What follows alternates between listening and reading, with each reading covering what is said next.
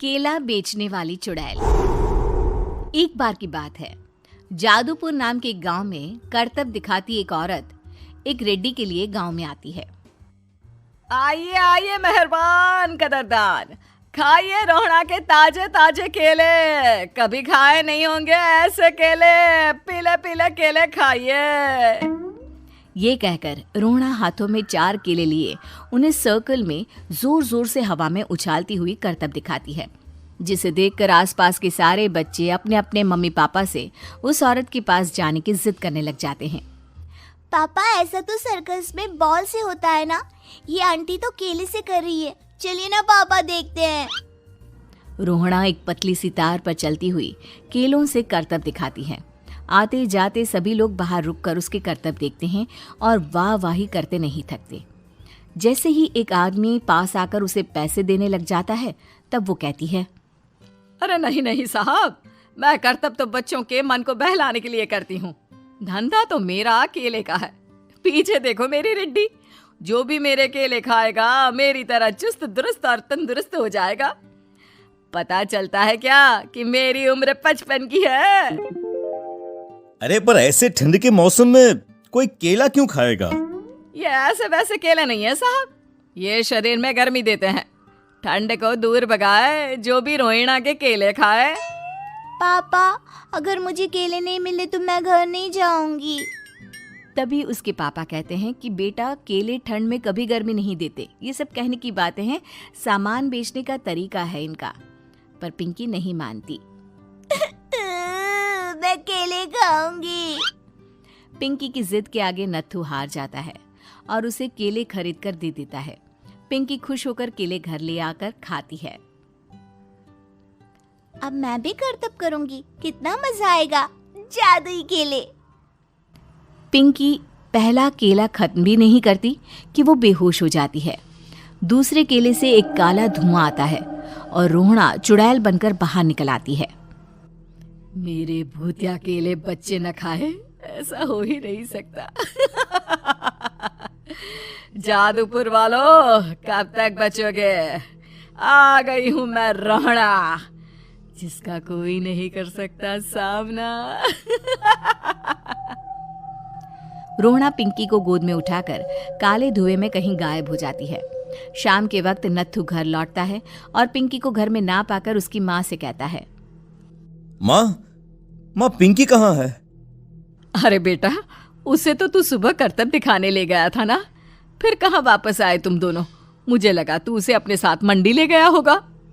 हे भगवान, मेरी बच्ची कहाँ गई? मैं उसे घर ही तो छोड़कर गया था माँ। नत्थू गांव के घर कोने में अपनी बेटी को ढूंढता है, पर उसे वो कहीं नहीं मिलती। परेशान होकर आके रो रो कर नत्थू हिम्मत हार कर घर लौट आता है। अगली सुबह रोहड़ा फिर से करतब दिखाने आती है और इस बार पिंकी की तरह रोनी केले खरीद लेता है। 50 रुपए दिए थे पापा ने, सारे पैसों की मैंने केले खरीद लिए हैं। अब मैं भी आंटी की तरह ही करतबबाज बन जाऊंगा। यही सोचते हुए रोनी केले खाता है और पहला अकेला केला आधा खत्म भी नहीं करता कि चुड़ैल उसके सामने आ जाती है। मेरे साथ चलने का समय आ गया है रोनी। ये तो बस शुरुआत है। अब इस गांव के सारे बच्चे धीरे धीरे मेरे कब्जे में होंगे, एक बच्चा भी नहीं बचेगा। ये कहकर रोना रोनी को गोद में लेकर काले धुएं में अदृश्य हो जाती है। इसके बाद हर रोज गांव में से कोई ना कोई बच्चा गायब होता, पर ऐसा क्यों हो रहा है किसी को भी समझ में नहीं आ पा रहा था। रोज की तरह अपनी बेटी पिंकी की तलाश में नत्थू गांव के एक तालाब के पास बैठा रो रहा था। कहाँ गई मेरी पिंकी? शकुंतला के जाने के बाद एक वही तो मेरा सहारा थी। अरे उसकी आत्मा कोस रही होगी मुझे कि मैं अपनी बच्ची को संभाल भी नहीं पाया। नत्थू ये कहता हुआ रो ही रहा था कि तभी तालाब में से उसे शकुंतला की आवाज सुनाई देती है। कहाँ थी तुम शकुंतला? हमारी बच्ची और सारे गायब हुए बच्चे रोहड़ा के कब्जे में हैं। वो बच्चों को जो केले देती है उससे बच्चे बेहोश हो जाते हैं और उसके कब्जे में आ जाते हैं और वो उन्हें ले जाकर काली दुनिया में ले जाती है। पर वो ऐसा क्यों कर रही है? ये मैं नहीं जानती, पर उस दुनिया का रास्ता मैं आपको बता सकती हूँ। जहां ये नदी खत्म होती है वहां एक केले का पेड़ है, उसके नीचे एक दरवाजा है, वहीं से रास्ता जाता है उस दुनिया का। ये कहकर शकुंतला की आत्मा गायब हो जाती है। गांव के सभी लोग झुंड बनाकर उसी रास्ते से काली दुनिया में चले जाते हैं और वहां देखते हैं कि सारे बच्चे वहां काम कर रहे थे। पापा मुझे ले चलो यहाँ से। पापा पापा। सभी बच्चे अपने मम्मी पापा से लिपट जाते हैं।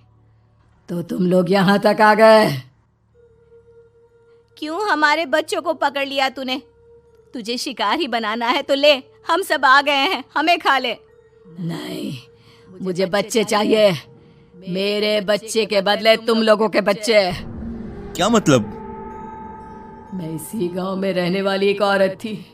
केले की चोरी के इल्जाम में मेरे बेटे को गांव वालों ने इतना मारा कि वो मर गया।